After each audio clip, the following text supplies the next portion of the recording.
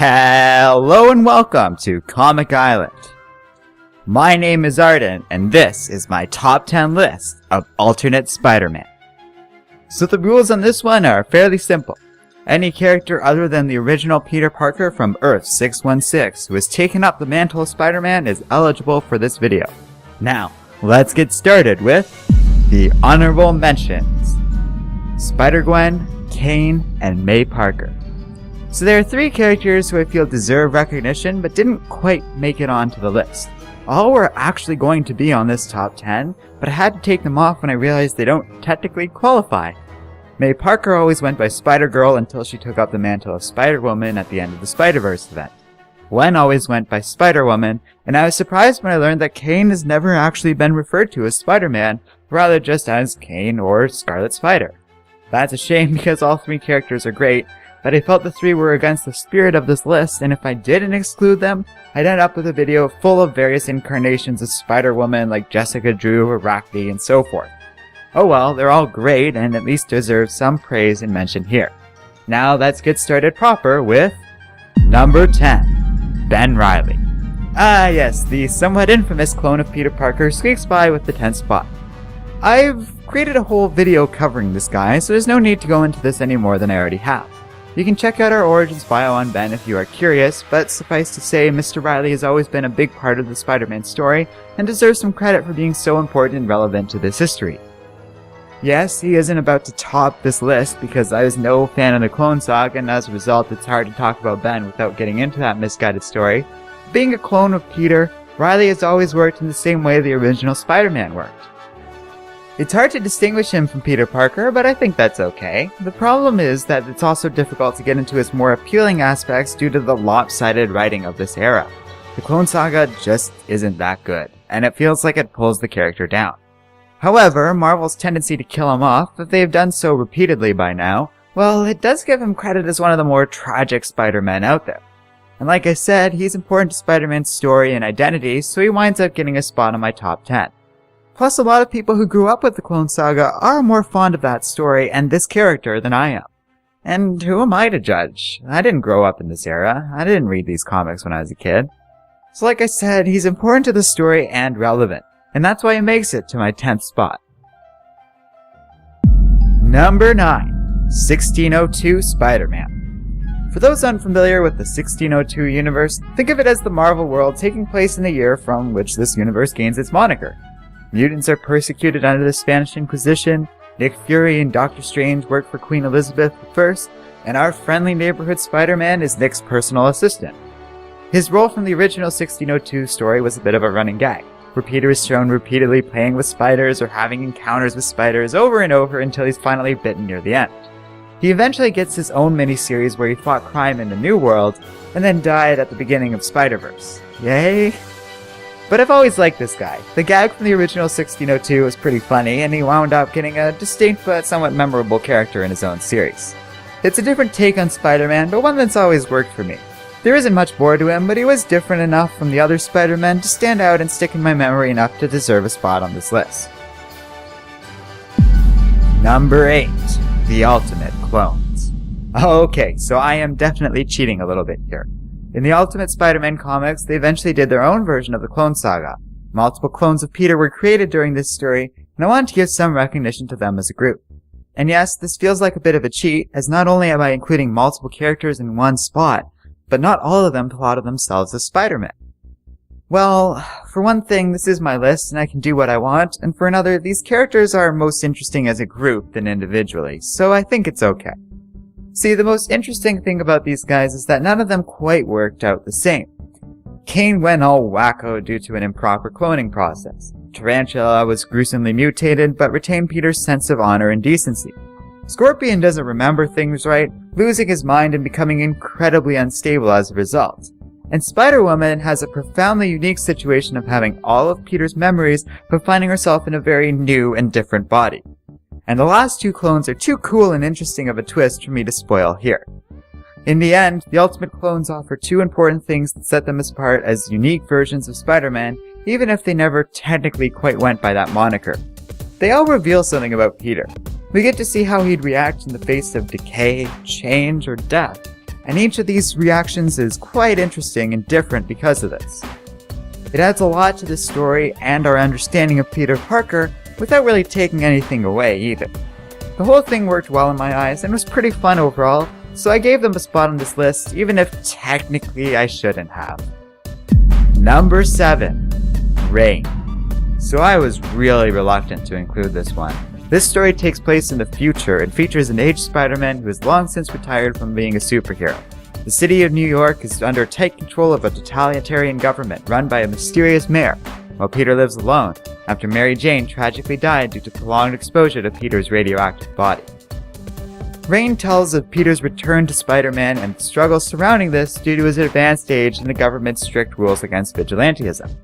Sound familiar? Well, it probably should. Spider-Man Reign does have its fans, but I've always looked at this thing as a big rip-off of The Dark Knight Returns, which is exactly what Marvel set out to do when they made this story. Luckily, Spider-Man Reign is saved as both a character and a story by the fundamental differences between Batman and Spider-Man. While The Dark Knight Returns feels like this big, profound story with socio-political implications, Reign reads more like any given Spider-Man story. It's on a smaller scale, it's a more personal tale, and has a bit more of a tragic ring to it. Not that The Dark Knight was a happy-go-lucky story with friendship and happiness, but rather, Peter felt more mired in the loss of Mary Jane over Bruce, who was more of just kinda grumpy that he was too old to do anything about the state of the world anymore. So Spider-Man Reign isn't better than The Dark Knight Returns, it's not even close really, but it does show us a different Spider-Man and brings us something new to his legacy. Taken without the inevitable and well-deserved comparisons, I do like Spider-Man Reign. And it's not a bad story. I mean, there's dumb stuff there, like Peter giving Mary Jane cancer with what I assume is radioactive, dislodge, but well, whatever. Even as an old man, he still did his best, took responsibility for his actions, and used his powers to his fullest extent to help people. That's Spider-Man to the core, while also being an unmistakably unique version of the character. Number 6. Assassin Spider-Man. Okay, so Spider-Verse was far from perfect. Marvel took a bunch of alternate Spider-Men, Spider-Woman, and any other Spider-related characters, put them all into one big event, and blended it together until they had something that passes for a story. It was never going to be perfect, but it wasn't the worst thing in the world, had some entertaining parts, and did introduce some pretty cool characters. One of them, and the one that I think I enjoyed the most other than Gwen, had to have been the assassin version of Peter Parker. Working at the side of his universe's Wolverine, this version of Peter became an assassin, leaving New York City to protect his family and possibly adopting his more aggressive and Namor personality after becoming friends with Logan. With a built-in gun within his web shooter, a perfectly honed spider sense, and the benefits of formal training, this version of Peter is cool, distinct, and memorable.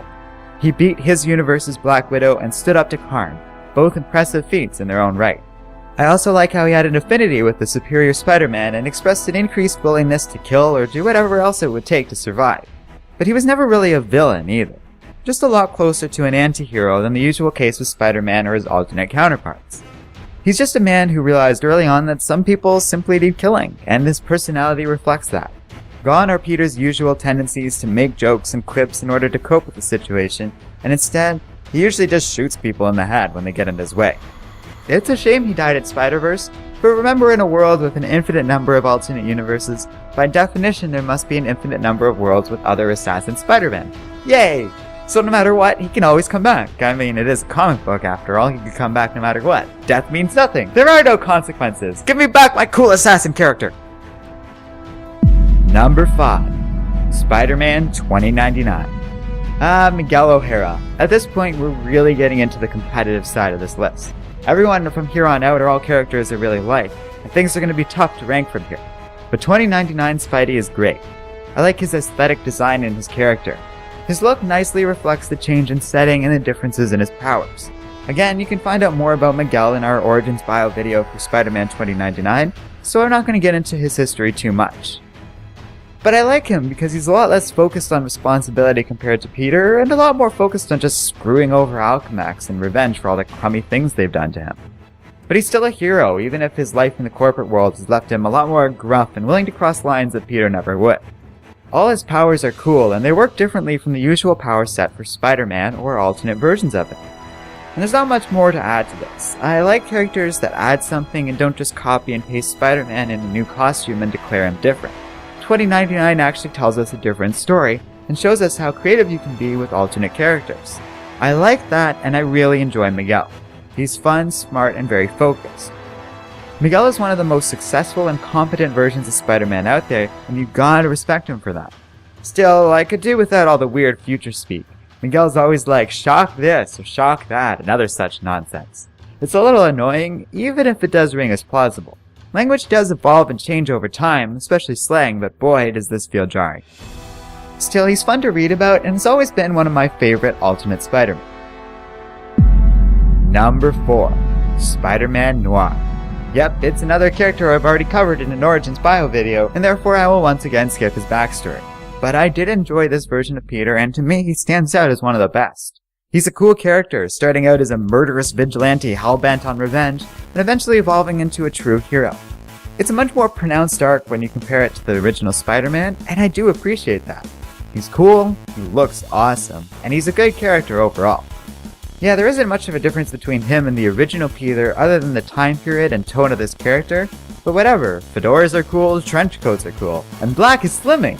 The film Noir homage, if you can even call it that as they never really play up on it too much, is a great choice, and I wish they made better use of it. They never quite aped the sense of film noir's tone and hard-boiled grittiness, except in the video game of all things, but I can appreciate the attempt, and it goes a long way. He's a good character who I like reading about and seeing in action, and I only wish we got a little more of him. Not in Spider-Verse or a Secret Wars tie-in, but an actual story that focuses on this character, of which only 2 stories currently exist. Just the same, in spite of this limited appearance, I do like this guy and just wish we had more of him. Number 3. The Superior Spider-Man. Yes, this one does count, and I love him to pieces. The end result of Dr. Octopus implanting his mind within Peter Parker, I've always loved the Superior Spider-Man. He's a great, fun character. He's a fascinating mix of Octavius's original personality and the exposure he had to Peter Parker's memories. Therefore, he took on Peter's mantra of with great power comes great responsibility, but his own ego was kept and the man vowed to do better than his longtime nemesis, thus becoming the Superior Spider-Man. That's pretty cool and clever, all things considered. While he genuinely embraced Peter's desire to be a hero, he went about being a superhero in a totally original way. I think of him almost as Batman, but with absolutely no sense of morality or civil rights. He's willing to cross so many lines that Peter never would or could. His part in the Spider-Verse was by far the best and most interesting part of that story, and thus far I've loved every moment this guy has appeared in the comics. The Superior Spider-Man was a great story and a lot of fun, and one thing that really stuck with me was this character's ending. The way that everything went down in this story was one of the most moving and memorable moments, especially in recent Spider-Man history, but even overall. I don't know, I just love this guy. He profoundly changed Peter's life and trajectory, and it was an excellent mix of fun and drama. He's great, it was great. And yes, I know not everybody loved this story or the change in Peter. There are problems to it that I can see. But whatever, it was fun while it lasted, it was never going to be permanent, and ultimately stuck with me as one of the greatest alternate takes of Spider-Man in the entire history of this character. Number 2. Miles Morales. The last character on this list whose life history I've already covered rather fully in an Origins bio video, Miles ranks as my second favorite alternate Spider-Man. Miles is great, and it's nice to know I'm not the only one who thinks so. Lots of reviewers have expressed their love for this character, and I can see why. Not only does he add a lot as a new take on a classic character, but Miles' story has always been quite compelling. Unlike Peter, Miles always felt uneasy with becoming Spider-Man. He never really chose this life, he was simply given these powers, it made him a bit of a target, and ultimately he wound up accepting his new role as Spider-Man, albeit reluctantly. Sure, he was inspired by his universe's Peter Parker, but it was never easy for the kid. The first time he played superhero, he vomited from the sheer terror of rushing into a burning building to save somebody and swore this life just wasn't for him. That's a very normal human reaction, but very unusual when we compare it to how typically we see Spider-Man starting out. And Miles' story, family, and history always feels very moving while also being quite iconic and different from the original Spider-Man story in their own right. I loved his arc from this terrified little kid to a real, true superhero. For all the nonsense surrounding the Ultimate Universe, Miles has always been a diamond in the rough. Kind of. But there's one other notable exception to that, and it ties directly into my all-time favorite alternate Spider-Man. Number 1. The Ultimate Spider-Man. Yep, my all-time number 1 choice has to be the ultimate version of Peter Parker himself. That original run of Ultimate Spider-Man is the reason I ever took an interest in comics to begin with, so I have a lot of love for this character. Essentially, this version of Peter Parker is the same as the original, but retold with modern art, direction, and sensibilities. Those stories, showing this character's origins and evolution from a rank amateur in terms of a hero to one of the best superheroes in the Ultimate Earth, were, in my eyes, some of the best comics I have read to date. There's something about this guy I love. Brian Michael Bendis makes this character feel real to the extent I consistently identify with him more than his original counterpart. He had emotional strengths and weaknesses. He made mistakes and learned from them. And his character always tried to do best, either for those around him or as a superhero in general. This is a guy who always did things and thought about the world in a way that I can relate to and understand. The amazing thing is that for all the stuff I've said about how nice it is to have different characters that are unique and distinct from the original Spider-Man, the Ultimate version is very much similar to the original Peter Parker, just simply younger and less experienced. But it's still my absolute favorite alternate iteration of this character. It's a testament to the original Spider-Man and why he's so beloved to people around the world. For all the posturing I've made about different takes and altered personalities, it's Spider-Man in his true form that works best for relating to us all. He's somebody who tries his best but is far from perfect. He learns, he grows, and he changes. And he's grounded and defined by the people around him. And his entire story from the very beginning all the way to the complicated but moving end has to be one of my favorite all-time comic book stories I've ever had the pleasure to enjoy. Perhaps the best story is one that has consistently worked for decades, and Ultimate Spider-Man, to me, is pretty clear evidence of that being the case. I love this guy, and he's properly earned my number 1 spot on this list. And that's it. I hope you guys liked it, and if you enjoyed this video, please leave a comment angrily criticizing me or my choices. Haha, take that internet, I win this round. And as always, don't forget to like, subscribe, and keep reading comics.